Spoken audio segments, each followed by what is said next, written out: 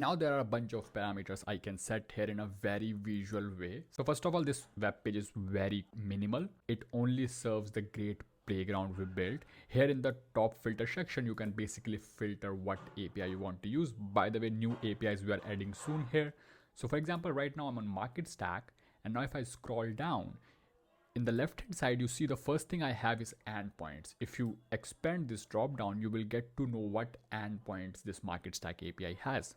And easily I can select any endpoint here. For example, if I select EOD, you see the EOD is reflecting here.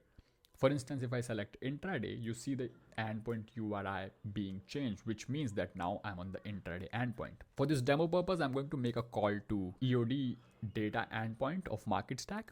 And now if I scroll down here on the left hand side, you see a bunch of parameters which you can pass in this EOD endpoint. What are those? Of course, first you need to configure your API key in order to make a call here. So the architecture we have here in the playground is bring your own API key, which is super easy. You can go to any API and basically sign up to obtain your API key, which you can do that by clicking this button right here. But I have my API key for market stack, so I'll just paste it here. Okay, so I have pasted my API key here, which you can see, which is being reflected here. And now there are a bunch of parameters I can set here in a very visual way. Sometimes you don't even need to read what a particular parameter is. For example, these are the required parameters, which is just symbol. So I will pass Apple symbol here, and then some optional parameters. If you want to pass exchange, you can do that. The best part about this playground is that you can read a quick description, and then you can set a date as well. So let me send some random date.